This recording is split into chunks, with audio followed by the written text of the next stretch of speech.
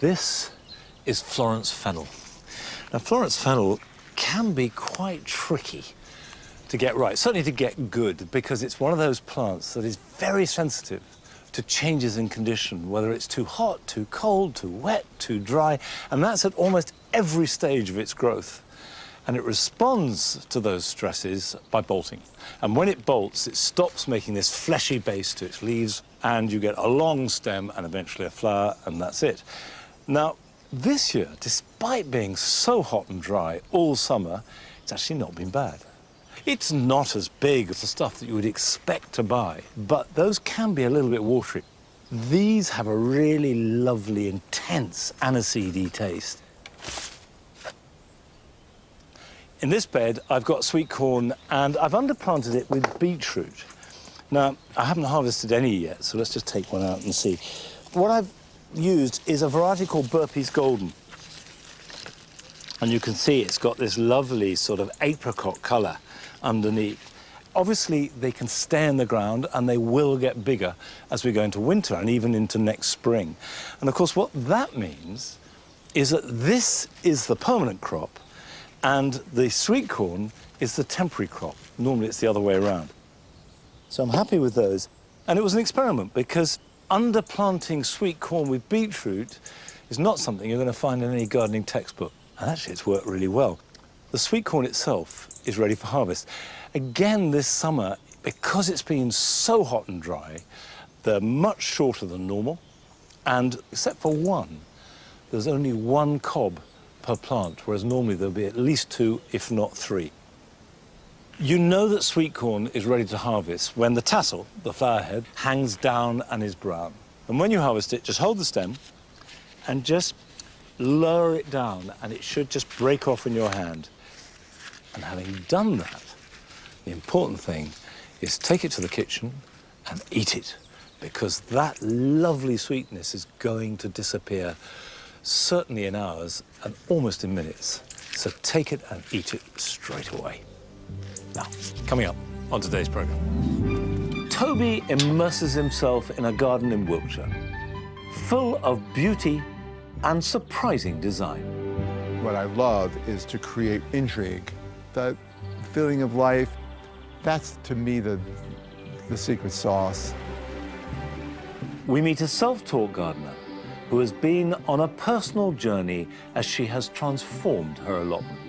Sometimes I don't believe that I've done all of this, and that all of this came from seeds and hard work. And I can honestly say that gardening has changed my life. Frances discovers how pioneering technology is creating beautiful borders for pollinators. So Daisy, tell me about this project. It's not really gardening, it's an artwork for insects. So once you choose your garden conditions, you press Create My Garden, and then it will give you a planting plan, and you get ready to go.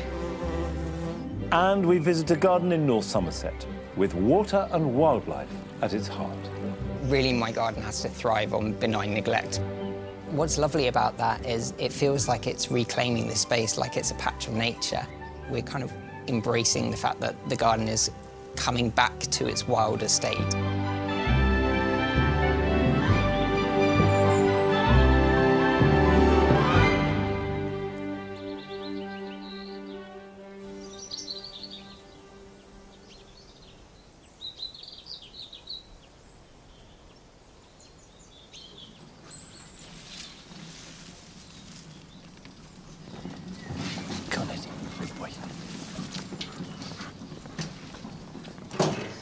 This is the writing garden, and I confess it's been a bit neglected this summer. There are 2 reasons for that.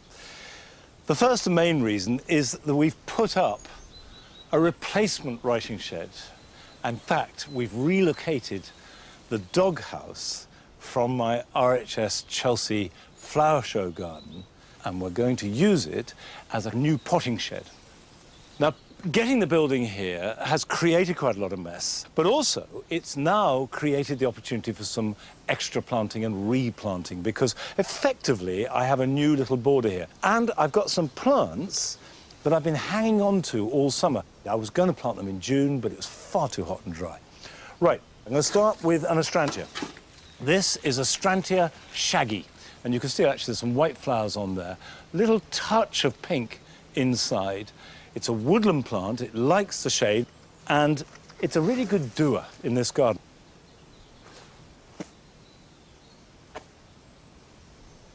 Now, what I have here doesn't look like much, but this is Cranberry cordifolia. It's a big plant with big foliage and a wonderful froth of small white flowers. It doesn't like being too dry, and it likes good drainage. Well, the dry I can't really deal with, and the drainage is not brilliant, but it's worth giving a go. And the important thing is to get it in the ground this time of year. The critical thing is that now is a really good time to plant. You get enough moisture, the soil is still warm, the roots will grow, particularly perennial shrubs and trees, and then the tops, which will stay dormant, are not making demands on the roots. So when we come to next spring, they're in a better position to access water and nutrients. And I think that's the key to coping with drought. Now, this is a white valerian. I think it's magnificent, perfect here for the writing garden, because again, it's light, it's frothy. Will reach up about 5 foot tall and flower from May and into June. I've got a couple of helichrysum. Normally, I use this in pots as a spiller. It hangs down this cascade of lovely, small, glaucous leaves. I thought they'd make a really nice ground cover. Now, the only slight problem with the helichrysum is not fully hardy. It's fine to about -5. And if we have a mild winter, it'll survive. So it's a bit of a gamble putting it in, but we'll give it a go. I'm going to put that there. Once you're happy with the positions, get them in the ground.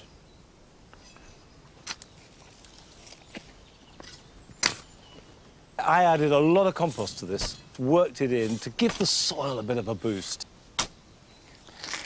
I always feel that planting is the reward, the gift that you receive from preparing everything and gathering the plants and placing them. This is the bit that I love most. And then, of course, water after you've planted.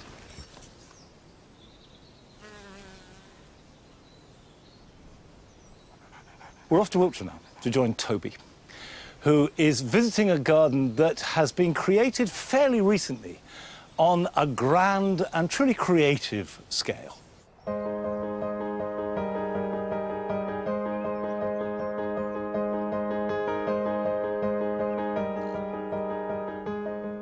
Corsley House and its 15-acre garden is set just below Clay Hill in rural Wiltshire. And, you know, from up there, this place would look like your regular English country garden, divided into rooms. But it's so much more than that. This is a place of creativity, colour and so much thought. And it's also a perfect example that sometimes when garden building, 2 heads are better than 1.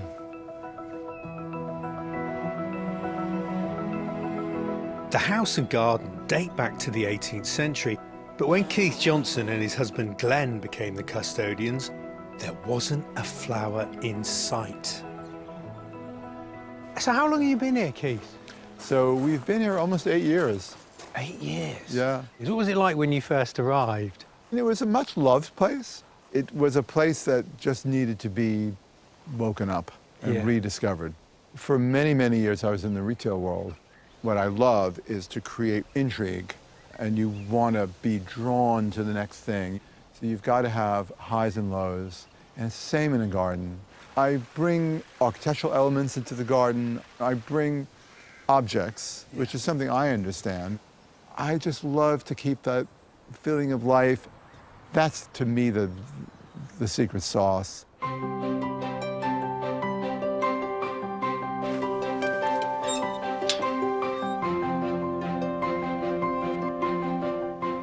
As I make my way through the walled garden, I can instantly see Keith's flair for design, with the embellished fruit cage and decorative paths running through the kitchen garden. But the abundant planting is the work of head gardener Joe Downs. Joe, The magic runs deep in this place, doesn't it? Incredible garden. Thank you. Yeah, it's not bad, is it? Did you design it and lay it out? It's been a really organic process. Keith has definitely been instrumental in his vision. He wanted the idea for the pathways and to separate the garden up into sections. So we have 2 vegetable areas, 2 cut flower areas, a rose garden, a herb garden, and a little sort of mini orchard at the end. I view the garden very much as nature, so it's alive. I mean, my background is also ecology, improving the biodiversity. Was the soil in good heart when you arrived here? I didn't see one worm, one slug, one snail. A lot of compost needed to be brought in because we just didn't have any here at all to work with. So we've literally started from scratch. And now we have wildlife galore. We did have a wasp infestation earlier this year, but we prefer to discourage or distract or deter rather than destroy. And Ree, one of our gardeners here, she came up with the idea of these fake wasp nests that obviously because wasps are territorial, it deters them and it's worked a treat. So what's it like collaborating with Keith? This mixture of myself, Keith and the girls who work here, we all have this really fun time just creating all these different areas and coming up with new ideas. Well, the alchemy's working, Jo. Totally, and it's great and it really is rewarding.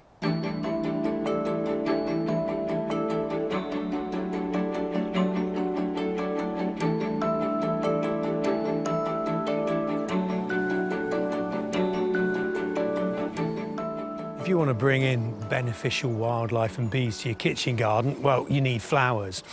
And they traditionally go around the edge of the beds. You can either go low and flowery with something like Salvia nakvinda, used to great effect here. Beautiful scented foliage, smells of black currants, and blooms from May right through till the frosts.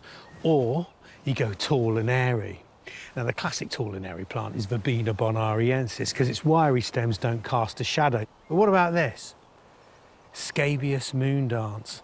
I mean, the flowers have a glowing quality. They're like they're lit within.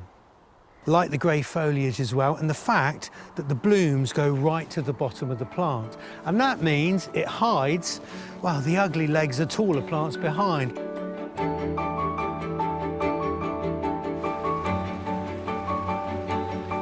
This is the Jubilee Garden, and it gives an appreciation of Keith and Jo's ability to curate and bring materials and plants together. With climate change in mind, Jo has brought in drought-tolerant plants that survive dry conditions. Erigeron carvinskianus, flowers and flowers all through the year, drops seeds into the cracks and looks after itself. And there are herbs. There's golden marjoram, adored by the bees, as is the Armeria maritima, or thrift to you and me. Look at that, beautiful. Cleverly, Keith has used different tricks to age the place, make it look like it's been here forever. At ground level, the paving, well, it just looks wonderful.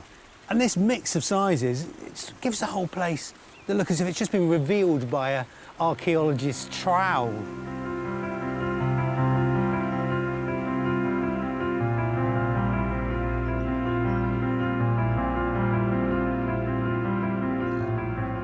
An essential ingredient of any English country garden is the lawn. But I was not expecting this.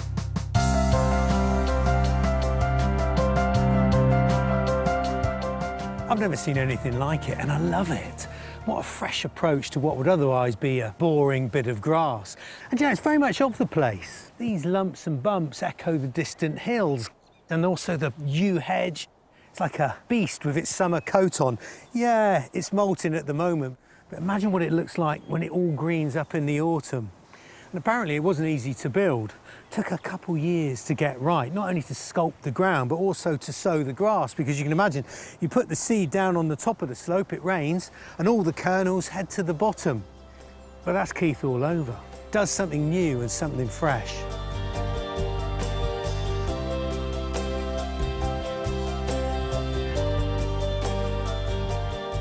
This place is so full of life, vitality. And gardens, of course, aren't just about plants, they're about people. And Keith, with his risk-taking, is love of trying something new, and Jo with a love of the wild and the way she brings nature into everything she does. And the two together, wow, it creates a wonderful recipe, or as Keith himself might say, the secret sauce.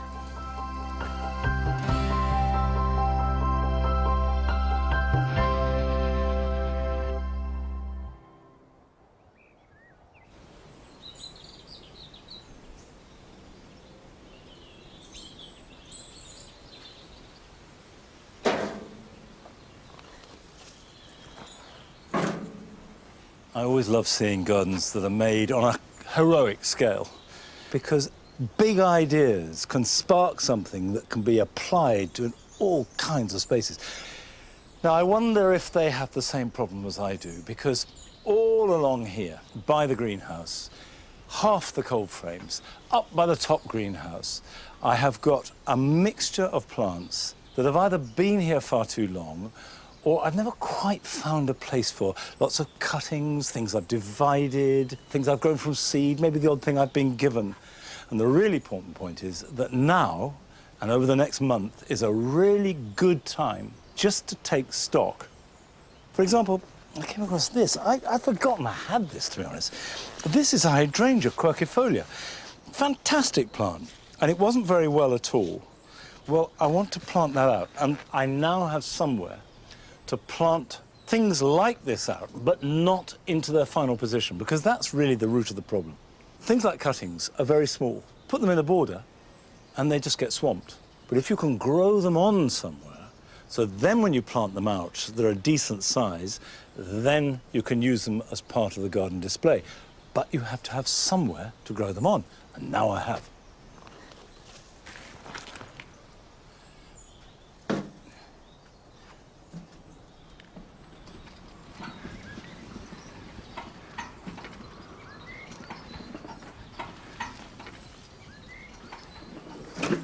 Now, this is one of the big changes that I've made this summer. If you remember, there used to be a pond here, but it developed a terrible leak. And at the same time, this pond never worked terribly well for wildlife. At least the other pond we've got has been fantastic for wildlife and still is. So rather than remake this pond, I thought, well, okay, we'll focus our attention there. And what I really desperately need is a nursery bed, somewhere where you grow on plants until they're ready to be planted out. What I am most interested in at the moment are things like these Philadelphus. Now, I took these as cuttings last year. So, for example, I'm going to put these all out in a row like this. Means I can weed around them. There's room for them to develop into small plants. Okay, let's get this in the ground.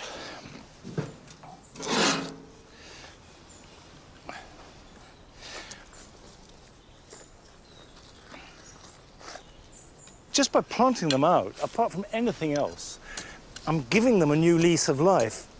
And you don't have to keep watering the pots, and you don't have to keep potting them on when they run out of space.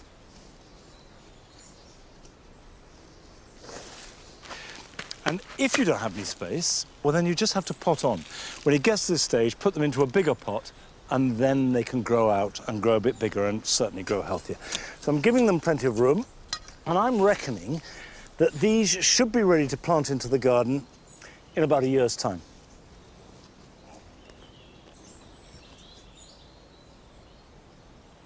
I'm very happy with the changes we've got here. We've gone from a pond which, quite frankly, was a failure. And what we've put in its place is somewhere we can grow on lots of plants and add to the diversity of the garden to encourage even more wildlife to come in. Now, we're going to join Sophia Gray on her allotment, where she has made real transformations, and in the process, made transformations to her own life as well.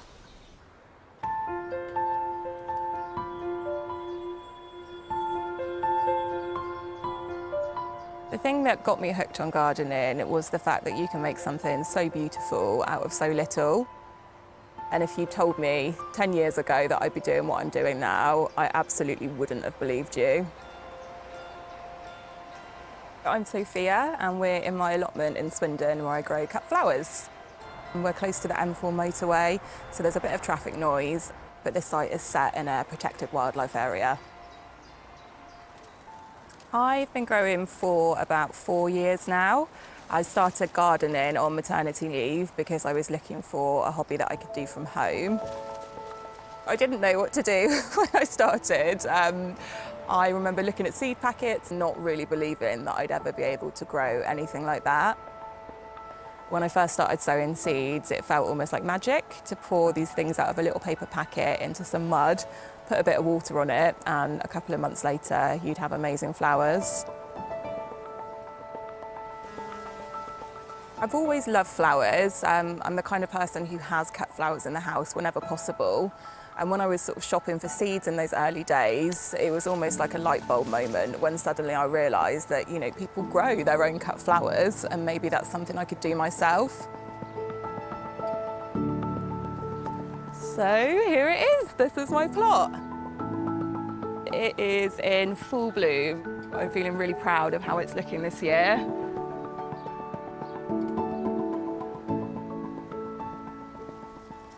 This beautiful flower is Cupid's Dart. It's a perennial plant and this particular one is in its second year.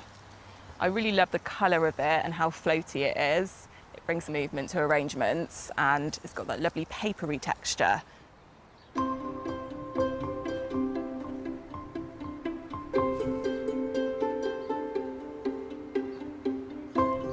So this is the first season for me growing in a polytunnel. I really feel like people have been keeping a secret from me about how much easier it is to grow undercover. This annual phlox has got some beautiful stem length that will make it perfect for arrangements and bouquets. And then also the zinnias over here, which absolutely love the heat of the polytunnel. The more that I started growing flowers and really enjoying having them in my home and gifting them to friends, I began to think about and explore flower farming as a future career. I am a social worker. I've had the privilege of working with children and families for over 10 years now. The flowers are something that I do alongside social work in my spare time. Eventually, I'd like to combine both of those passions. My long-term goal would be setting up a social enterprise that supported children and young people to access horticulture. When I first took the leap into growing flowers, I was initially quite worried about how that would fit into my family life. You know, I've got a young family and also a really busy career. What it actually meant is that every moment of spare time would be down here at the allotment. My son is 4. He loves to pick my flowers. If I turn my back, he will have picked the flower that I was saving for something really special. His favourite thing to do is to try and find flowers of every colour of the rainbow.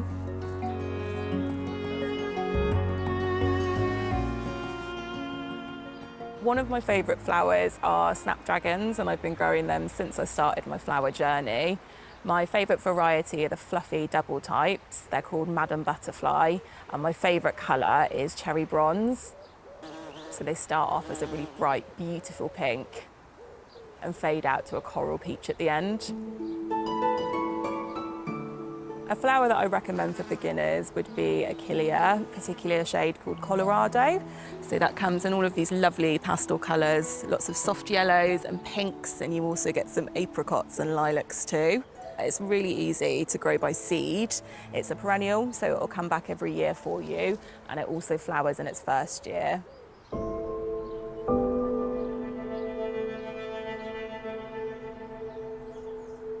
Before I started gardening and growing flowers, I didn't feel that this was a space that I necessarily belonged in. I didn't always see people like me in terms of age and cultural background reflected in mainstream horticulture and gardening. Despite evidence to the contrary, I still don't feel like I fit in. Even though I'm sat here now surrounded by beautiful flowers, there'll always be a voice in the back of my head that tells me that, you know, this was a fluke. It was just luck that I managed to grow all of these things. And I think some of that is about a lack of diversity in the industry.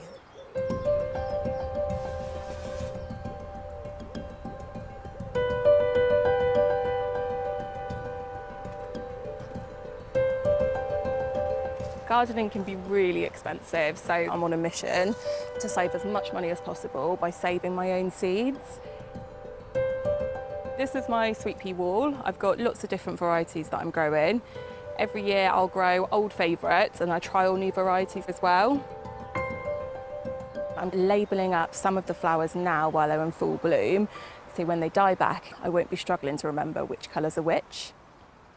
I use red string for this because I use a lot of twine in the garden, and I just find that by the time everything's died back, it can be really hard to differentiate between what's tying in and what's the plant labels. So the one that I've put a label on here is Juliet. I really want to save a seed for that because I think it's a very good all-rounder. You can use it in lots of different colour schemes. It's got a beautiful scent as well.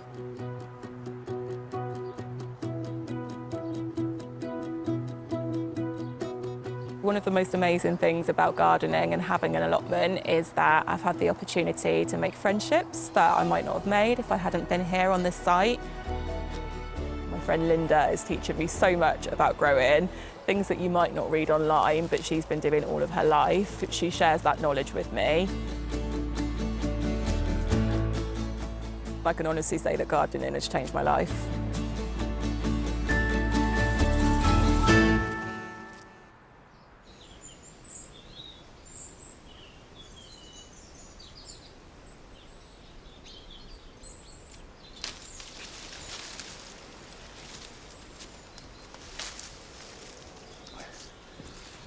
One of the things that I really enjoyed about that was not just the way that it obviously had empowered Sophia and changed her life, but also just how lovely her allotment looked. Now, this is an annual job that I slightly dread, and it's about pruning the summer raspberries. Summer raspberries, which are grown on a permanent support, produce their fruit on canes that were grown the previous year. Now, what that means in practice is that all these dried up canes, which have been tied into the framework, will not produce any fruit next year. Whereas all these new growths that are loose and haven't been tied up are going to carry next year's crop. Whereas the autumn raspberries produce their fruit on the current season's growth. And I will prune those in winter and cut the whole lot to the ground. And if you're not sure which your raspberries are, if they produce fruit in June and July, they are summer fruiting raspberries. If they go on producing fruit in any quantity in August, September, and even October, they are autumn fruiting raspberries. So I've untied the old canes that produce this year's fruit, and now I need to remove them. Now, you don't cut them halfway down. They need to go right down to the ground.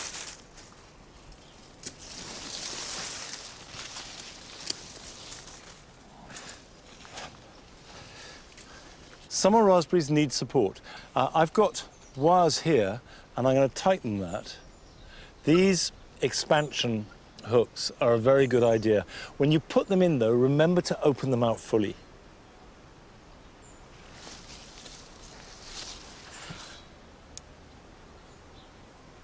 We'll tie this onto the end, like that, just with a very simple slip knot. Go like that. There are two ways of doing this. You either tie each one individually with a separate piece of twine, or you weave it round them. Ideally, for each plant, you have about half a dozen equally sized, very strong, very straight, vigorous new shoots. And in a wet year, with healthy plants, that's what will happen. However, in a very dry year like this year, those are both short in height and short in number. So the shorter canes won't reach the top, but can be tied in to the lower layers of the wire, because they won't go on growing anymore now.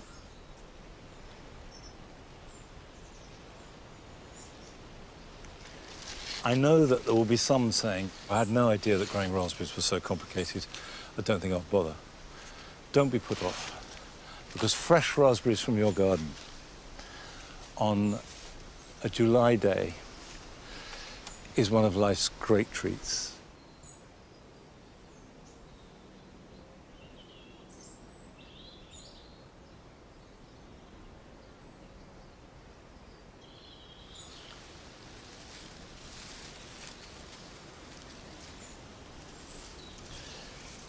if I'm looking concerned, it's because I have just discovered the box tree caterpillar, which is starting to eat the very few box plants that we've got left here at Longmeadow. We had box blight in this garden very seriously about 10 years ago and dug up almost all our box, but we kept these box plants in pots raised up off the ground, so there was lots of ventilation. And ventilation is a really important key in controlling box blight.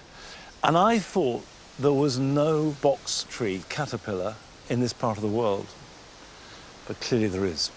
And what they're doing is, unlike blight, where you get this mold and the leaves seem to disintegrate and fall off, here they're being eaten. You're getting droppings there, lots of droppings. You get little bits of what look like cobwebs wrapping around them, and the leaves turn brown and fall off. There is no sign of any actual caterpillars at the moment, so I will delay my response until next spring, when I will consider the organic options. However, I will repot all these, and that will give them a boost and improve their general health, so they are in a better position to respond to caterpillar attack. Now, not all insects are bad. In fact, we know that a really healthy insect population is essential to a healthy garden. And Frances went down to Cornwall to visit some gardens that have been encouraging as much diversity of insects as possible, particularly pollinating insects, using a brand new piece of technological innovation.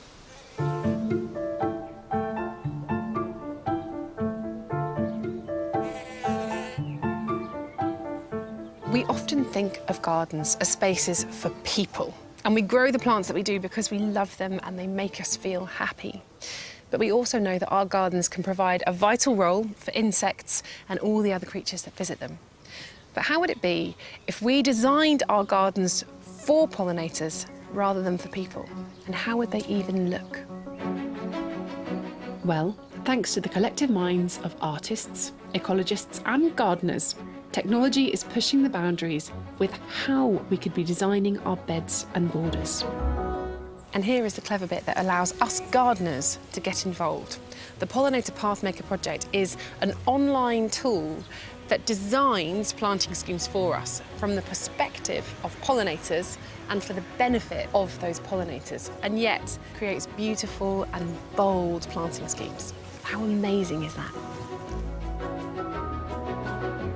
This is the brainchild of artist Alexandra Daisy Ginsberg.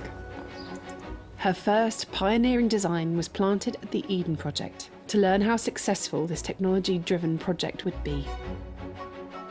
So Daisy, tell me about this project, because it's your idea, isn't it? It's not really gardening, it's an artwork for insects, and it started as a commission for a sculpture about the pollinator decline. So we think about pollinators as bees, but they're also moths and wasps and beetles and ants. The key here is that the gardens are designed to maximise diversity of species across the year.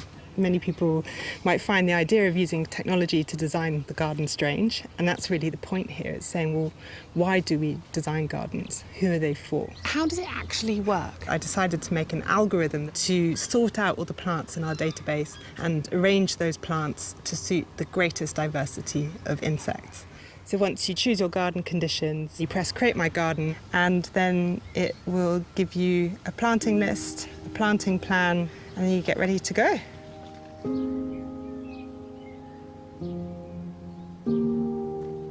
The project is gaining momentum and has grown wings.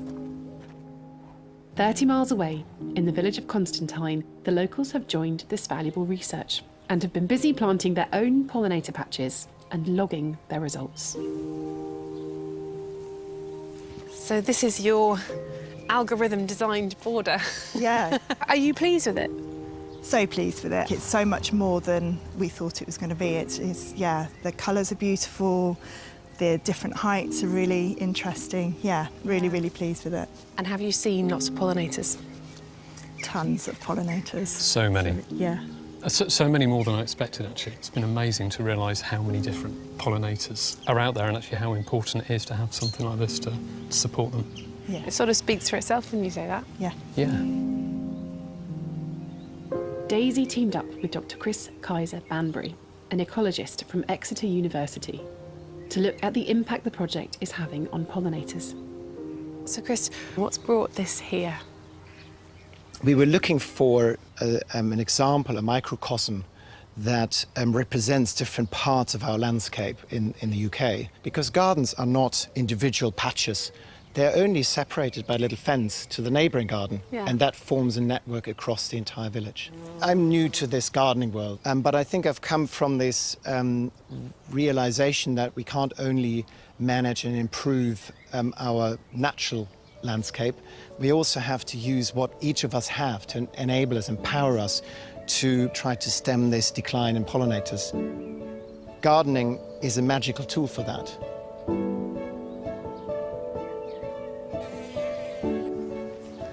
I've seen a few of these gardens now and I wasn't really sure what to expect. I mean, this is obviously a sunny spot, and so it's full of sun-loving species. There's stachys, there's erysimum that can cope with that bright sun. But what also has happened is, I think by accident, there's a sort of harmony of the colour palette. So there's the purples and the silvers and a huge, tall verbascum there that really contrasts beautifully with that. And the spikes are repeated. I love the liatris, which is just about to start flowering here. Clearly, they're working for pollinators, but do they work from a human eye? I think they do.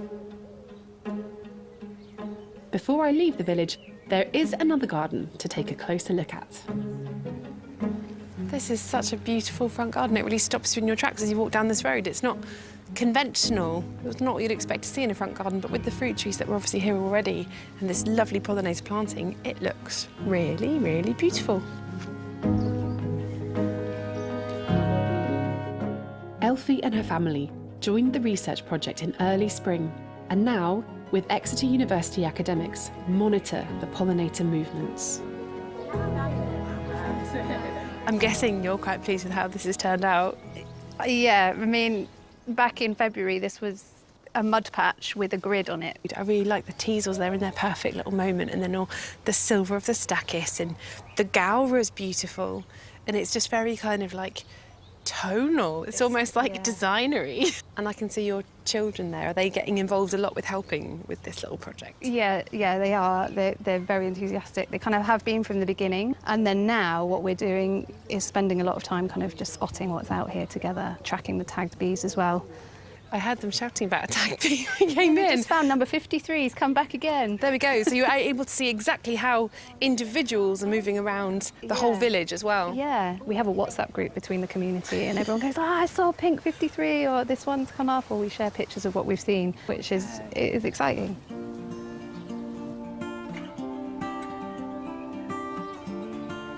Having heard all about this, I'm going to give it a go with my garden and see what it comes up with. 10 by 9 is partial shade, sheltered. Let's see what it does. Ooh, that's nice. So there we go. It's not far off what I've done. So it looks like I've got lots of echiums and aquiledias, lots of angelicas, blues and yellows, which is actually what I've already got in my garden. Now we can look and see what it looks like through an insect's eyes. So those blue echium flowers look really, really vibrant. So you can really imagine what an insect will see. I like it. I really like it.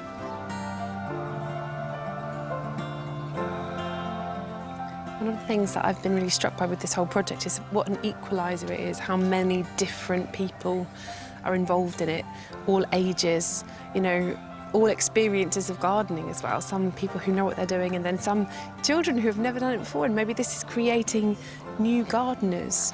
I think it's a really welcoming project for, obviously, pollinators and for all the community, and that's really important.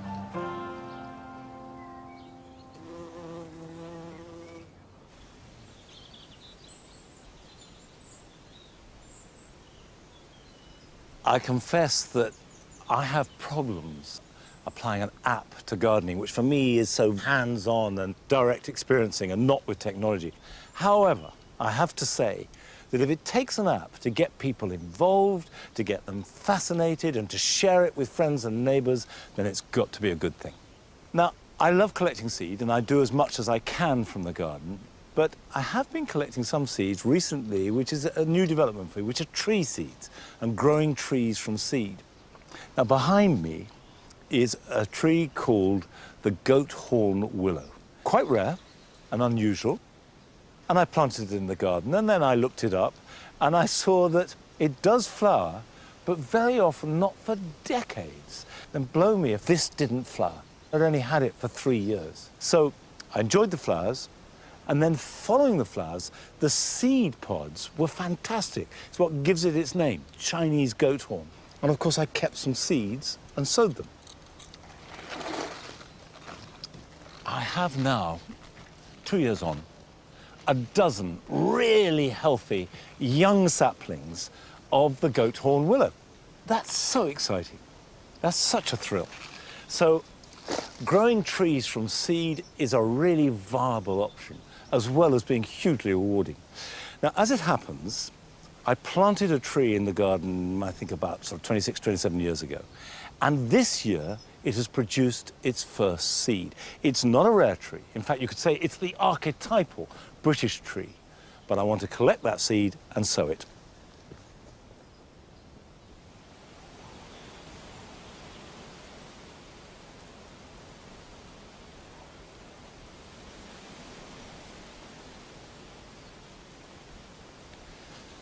This is an oak tree, Quercus robur. It was given to me, as it was to all the guests, at the wedding of friends of ours. And now it's grown already into a fairly large tree. And this year, for the first time, it's produced seed, which of course are acorns. And I'm going to collect up these acorns, which are quite small. What you can see is they're mainly green, but also I've got some brown ones, which are more familiar. But brown acorns have dried up and they will not germinate. That's no good for seed. For seed, we want these fresh green ones, which basically means collecting them within the first few weeks of them falling to the ground. And then they can be sown and grown.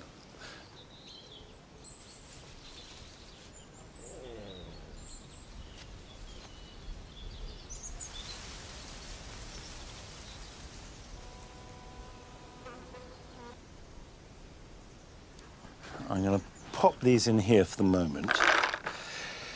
I'm just using ordinary compost. They don't need any special treatment. Preparing some pots. You could do this in big plugs, but they need to be reasonably deep. Not all of them are going to germinate, but I would say you could expect at least 50% success.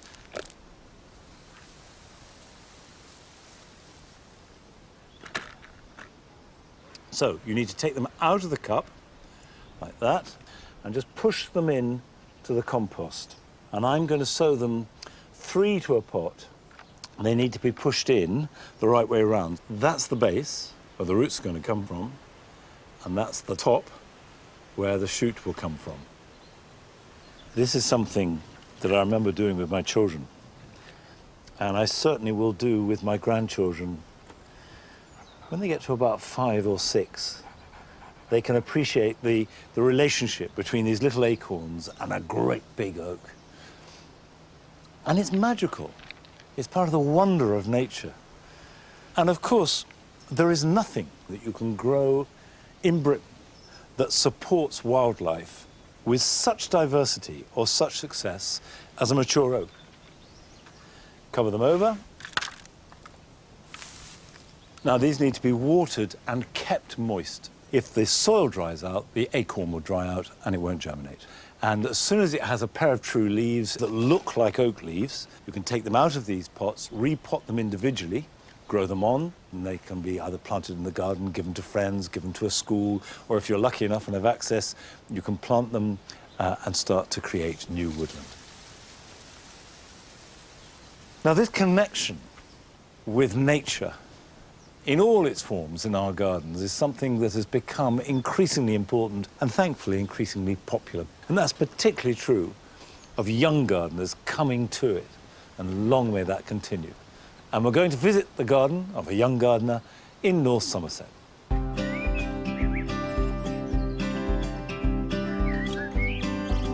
I've always loved gardening. I love wildlife, so it was all about, for me, kind of bringing wildlife into the garden. If you look inside of my houseplants, you'll see that a lot of them are dying off. I'm not a green-fingered person at all.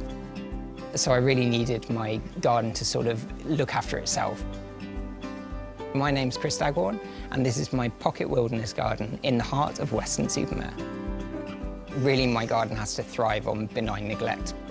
That's what Rewilding effectively does. It's creating this low-maintenance garden, largely with perennials. They'll come back year after year, and they'll look lovely, and it will just get better and better over time.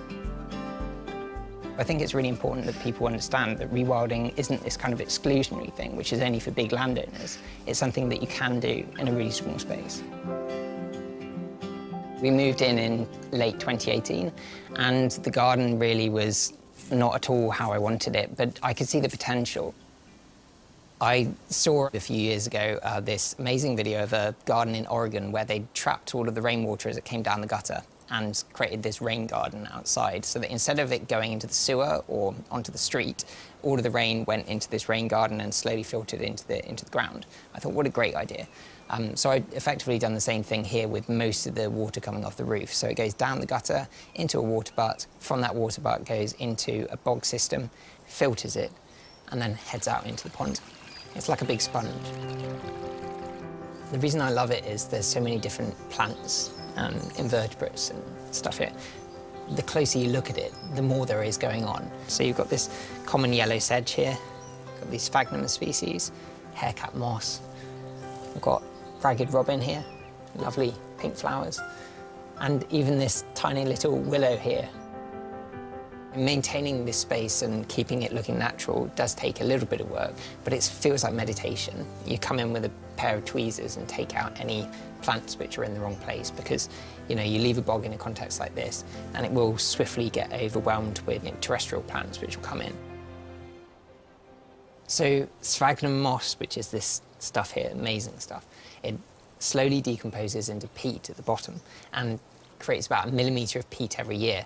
Now, in a wild habitat, this is a fantastic carbon sink. Obviously, on a garden scale, it's not really going to do much, but it's still cool to think that in my garden I am actually, reducing the amount of carbon which is emitted into the atmosphere by kind of sequestering it on a small scale. The pond is really the heart of this wildlife garden. There's so many different species in here. Everything from damselflies to dragonflies to frogs, and there's a lot of stickleback fish which are perfect for keeping the mosquitoes down. So in the garden we do have weeds. I know that, many people would look at this garden and say, well, all of this is weeds. There are plants like this, the broadleaf willow herb over here, which people would consider a weed. I look at it and think, what a beautiful plant. And next to it here, bramble, same thing. What a lovely thing to come into the garden. It has flowers, it has fruits. But what I do consider a weed in this garden is this grass, which as soon as you start getting grass in an area, it just takes over. So I'm removing this grass from this patch of fern. Unfortunately, that meant getting my feet wet because I couldn't reach over. So a few years ago, when I started learning about rewilding, I discovered the potential of native plants and how they've been on our island for, 20,000 years. They've evolved alongside all of the invertebrates, the insects, the birds, and they don't just provide pollination, things like this oxeye daisy here. They're also providing leaves for food and other resources. Behind me is the woodland edge, the woodland garden. You can see that the leaf cutter bees have been busy cutting holes in leaves and then taking them over to the front garden and using the bee hotel and putting these little leaves into the bee hotel for their larvae, which will eat them and come out next year. The thing about buying native plants is you don't always get what you're expecting. I ordered blackthorn, I actually got cherry plum. Cherry plum is very similar to blackthorn, It has the same spring flowers, which are great for biodiversity. It has summer fruits, which aren't sloes, but instead of these lovely little plums. And, you know, it's a happy surprise, happy accident, because these things, they're absolutely delicious.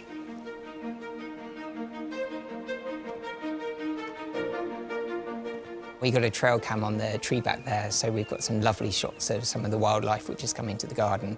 We do get badgers, we get foxes too.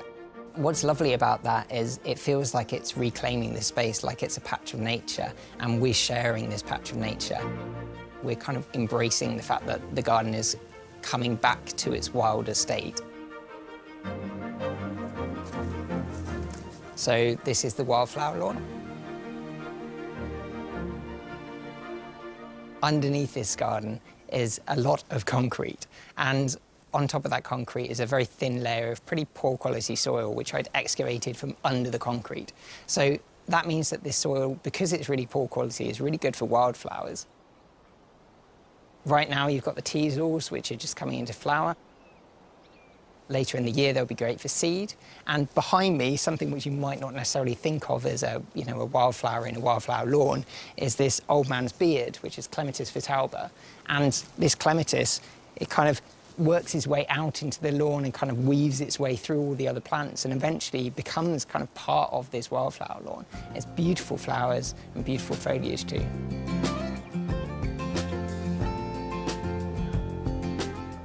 And then we come to ragwort. Now, ragwort is a bit of a thorny issue. It is poisonous to livestock. Now, I didn't plant this one. It came in from the lane next door, self-seeded. But the thing about ragwort, it is fantastic for biodiversity. You know, you've probably seen the cinnabar moth caterpillars with their kind of orange and black pajamas. It supports so many different things. It's this beautiful yellow flower, and I love having it in the garden. The wildflower lawn is a very low-maintenance part of my garden.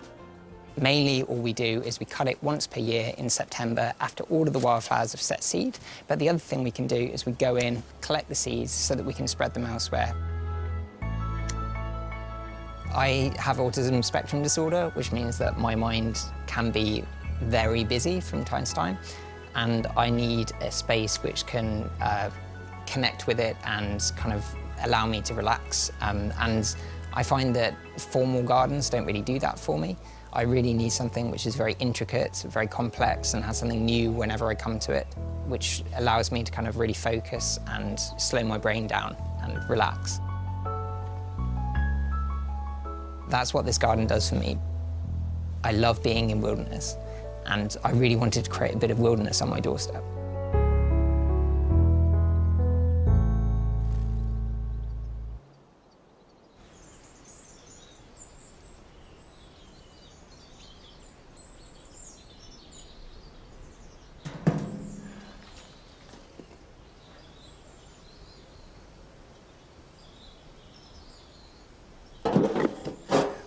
That kind of sump garden, taking rainwater and then redistributing it around the garden, is a great idea. If you're going to use sphagnum moss, just one word of warning, that do make sure you source it from a sustainable source.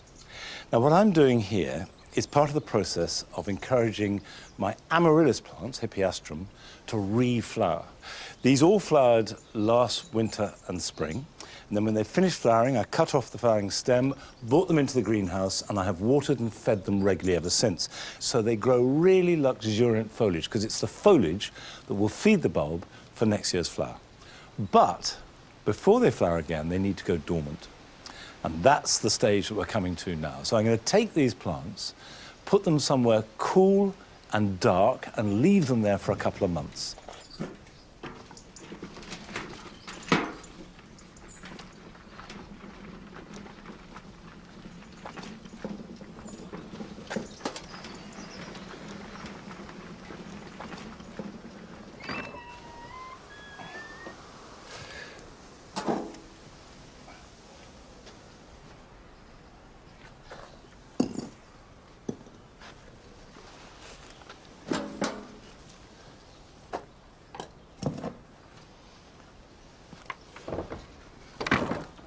Those will now stay there in the dark, not watered, not fed. I'll check them every few weeks. and the foliage will gradually die back. Then round about the end of November, beginning of December, I will bring them out. The bulbs by then will be bare, water them, feed them, give them some warmth, give them some light, and hopefully new flower stems will grow early next year. Right, that's one little job done. Here are your jobs for the weekend.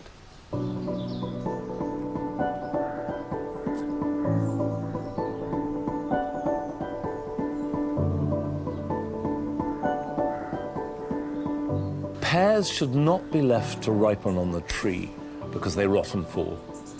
But pick them, carefully lifting the fruit, and it'll be ready when it comes away in your hand.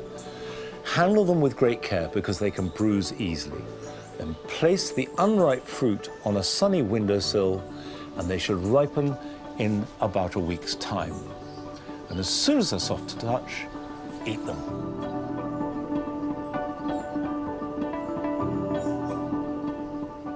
As agapanthus finish flowering, they form seed heads, and these take away from the rhizome that should produce next year's flowers. So cut off the flowering stem at the base, and then water and feed the plant, and repeat this weekly for the next month.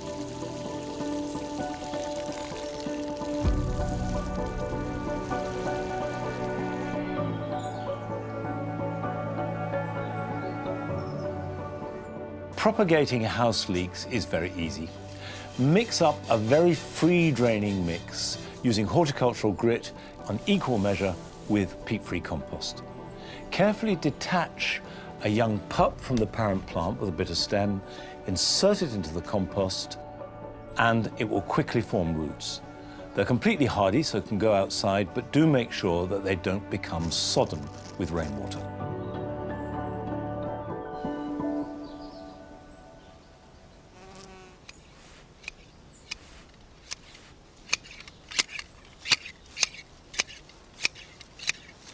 Now this is actually rose pruning, but it's very simple because in September, a really good plan is to take shrub roses, and particularly old shrub roses, and just give them a light trim with a pair of shears so they're uniform, and just round it slightly. And that does two things.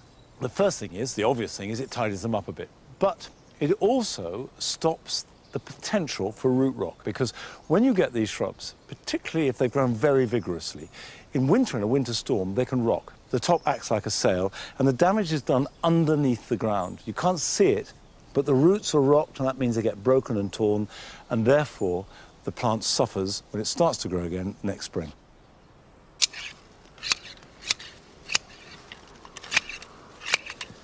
This is one of the jobs that I really associate with this time of year. It's a September job. It's all part of that process of celebrating the season.